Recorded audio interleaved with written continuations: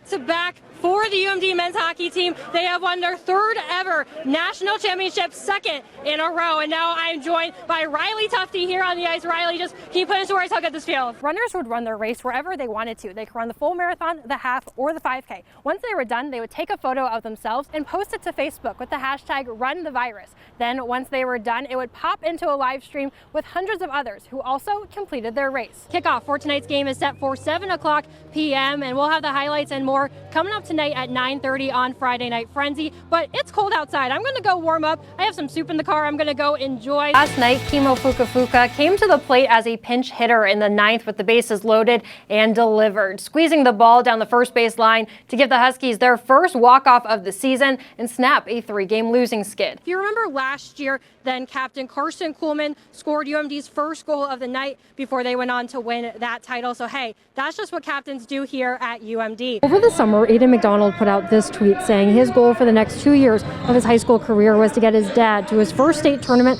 as head coach.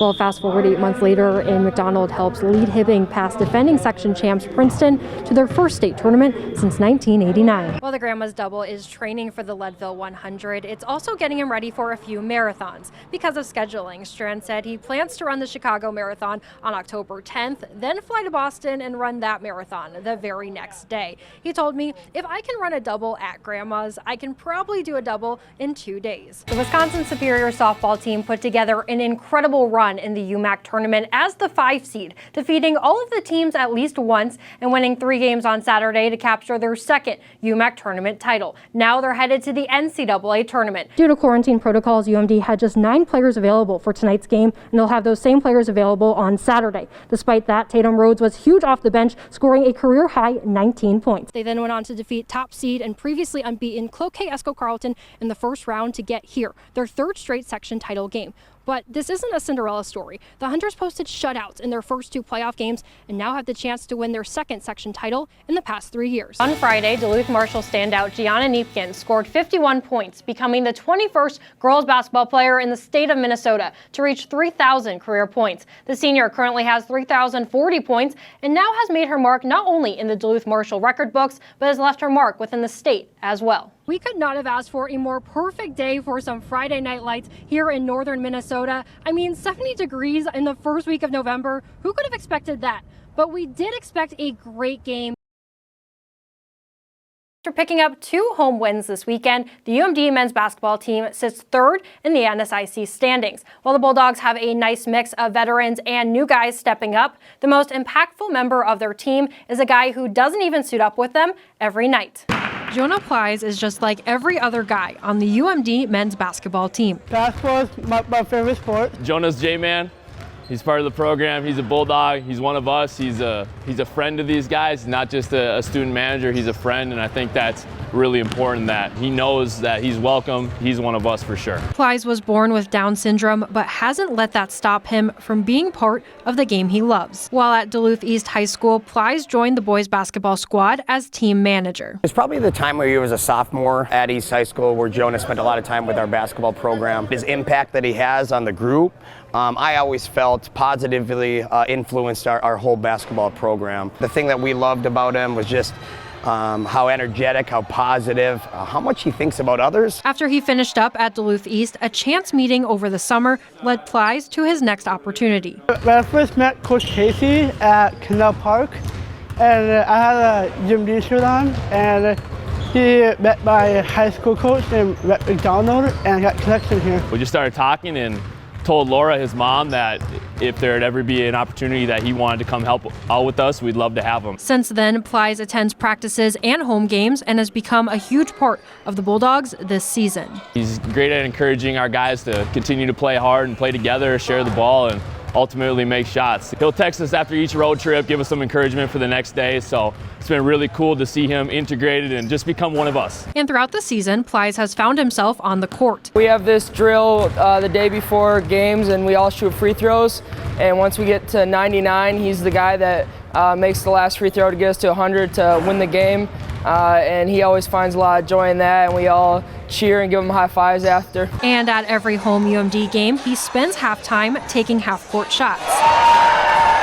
It feels really fun to make half-court shots, and I made like 24 total. That's one thing Jonah is for sure famous for, his half-court shots. He always gets the crowd riled up at halftime here too. Plies also has aspirations to become a coach someday and is taking in every opportunity to learn from the UMD coaches. Learning different stuff from the coaches to try to find a job, be a head coach, is what I'm doing right now. He's told us multiple times how his goal is to be a head coach, assistant coach, so continuing to teach him a little bit about the game, and he loves being involved in any facet. But the impact on both the team and on Plies goes far beyond what happens on the court. Sometimes you get caught up in the moment as a college basketball player, so to have an interaction with Jonah every day and to see his smile on his face when he walks in the gym, you know it's his highlight of the day to come and interact with us. He just brings a different kind of joy to our team.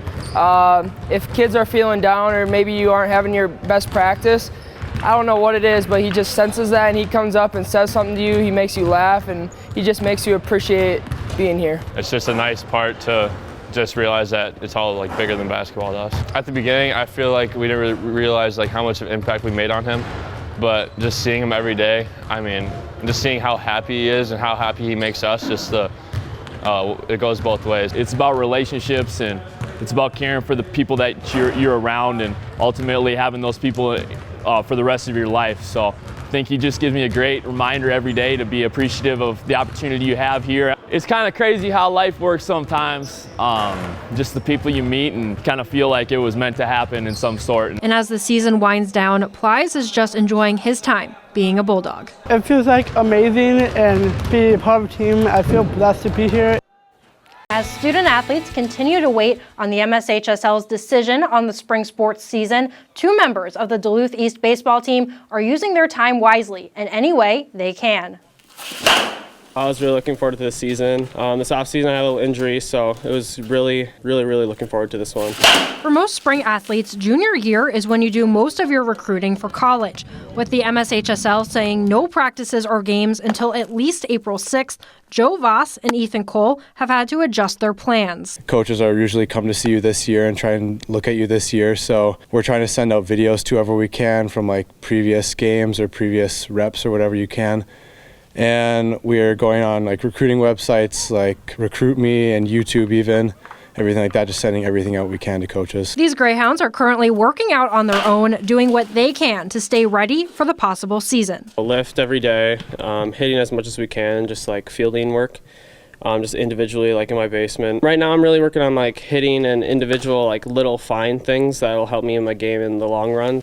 And with most gyms and facilities shut down, Voss's dad set up a batting cage in their garage. It's a lot better. It kind of gives me a little extra something to do during this time. Instead of not being able to go to the high school, we can't really do that. So this is helping me so much. With so much still unknown, Voss and Cole are staying hopeful for their spring season and getting the chance to eventually play at the next level. Since I was really little, all I've wanted to do is just play college and maybe even higher. But right now, just college is great. We're going to do everything we can to make sure we have a season. It would be tough, but if everyone's season's canceled, it is what it is, and I think we'll get coaches' looks no matter what, and they know that we're struggling to do this too, so everyone's going to be able to do everything they can to try and get in front of coaches, and it'll happen eventually.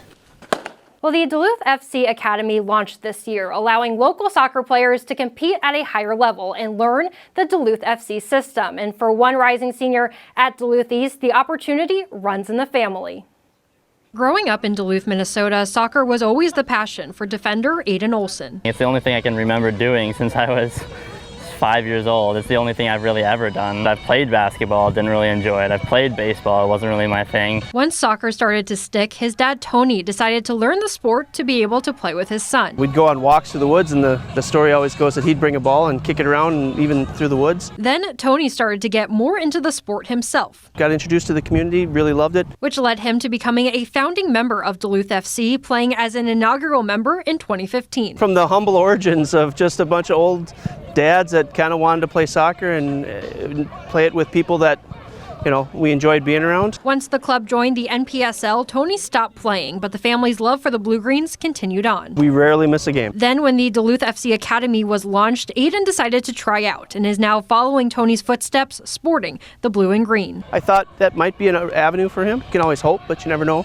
And then when they started this academy, it's a fantastic opportunity. For it to be the first year and to make it to be part of the original team and then be playing under the older kids and learn from them and watch them play. While the two have both played within the system, the Olsons say the talent level is very different. He surpassed my ability at about the age of 12. I would like to talk smack, but I can't even. I don't think it's been close for like 6-7 years. I don't even really have to. I can use 1 foot and still beat him. As Aiden prepares for his senior season with the Greyhounds, he's hoping this isn't his last time putting on the Blue-Greens uniform. Now it's kind of a reality, and I hope in the next year or two when I come back to Duluth from college that I can get called up and play for Sean and play with these guys. Now with both Duluth FC and the academy established in the community, the Olsons hope this is just the continuation of growing soccer in the Northland. The bridge it supplies kids from, being 17, 18 into the next stage. They can continue following their passion. He's loved this game since he was 5, and now he has a vision for the future of how to play it. He might be the first, but he won't be the last.